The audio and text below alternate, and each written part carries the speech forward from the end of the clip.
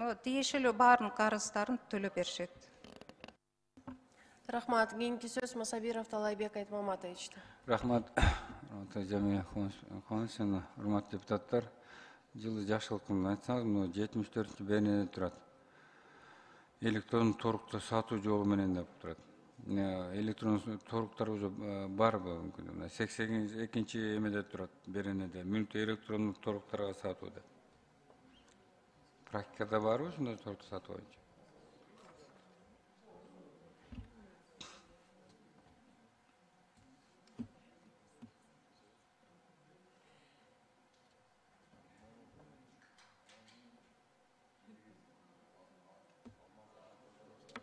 Жооп бересиздерби? Сурам уктуңузбу? Азыр жок. Азыр практикада жок. Алдын кандай муну киргизип атат? Практикада алдын ала кантип иштейин деп атсаңар?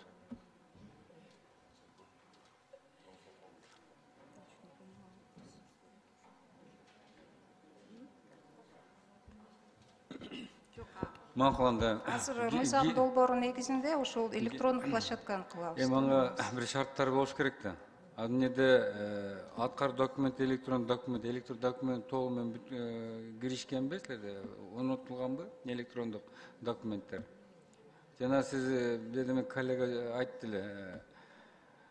Өткөрмө пунктта биздин жаранда чет мамлекетке кетип баратканда, ошол жерде жанагы айыппулдар чыгып калганда, алар кайра ошо келген жана кайра барып, соттун чечимдерин алып, кайра келип төлөп 2-3 күндүк убакыттары өтүп кетет да. Ошондо электрондук менен электрондук документ оборот деп коет да, айландыруу боюнча. Ошол менен сиздердин жанагы сот аткаруучуларда менен толугу менен камсыздалынганбы, жокпу? Мындай айтканда, жанагы электронный документ оборот өкмөттүк, потом цифровизация, ошо менен толук камсыздалынганбы же жокпу?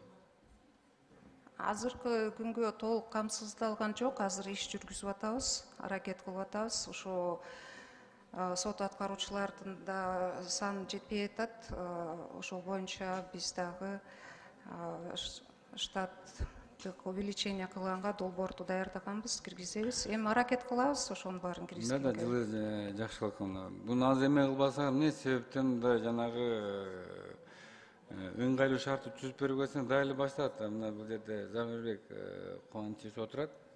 Министр цифровизацияга мен өзүм ошого мыйзамга өзгөртүү киргизип, жана электрондук документти жана почталарда жөнөтүү боюнча мен сунуш бергем да.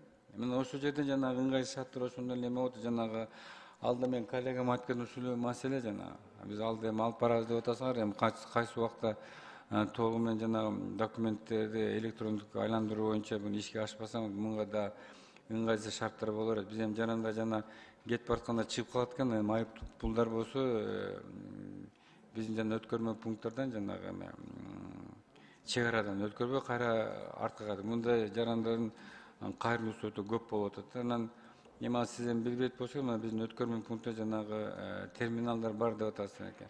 Анын жерде жана флажок деп коет, флажокту жана айып пулдар менен өткөрбөгөн учурлар болуп атат да. Анан ошонун толугу менен адмирге жазгандан кийин сиздер мына ар бир беренеге мына өзгөртүү менен сунушталган мыйзамдарды алып келип берип атасыңар да. Азыр мен сурасам, электрондук торуктар барсам жок деп атасың. Анын негизи кереги эмне? Эми алда боло тургандар болсо, муну тез арада мыйзам кабыл алып калса, эртең эле мен айтам 74-чү берене 82-нчи берене иштеп атабы десеңиз, анан сиз толук камсыз кыла элекпиз. Биринчи камсыз кылып туруп анан киргизсеңиздер оңой болмок да. Ошол себептен ушул багытта ошону жакшылап карап, тезирээк эртерээк ишке ашырыңыздар. Рахмат. Жооп бере белесизби? Рахмат.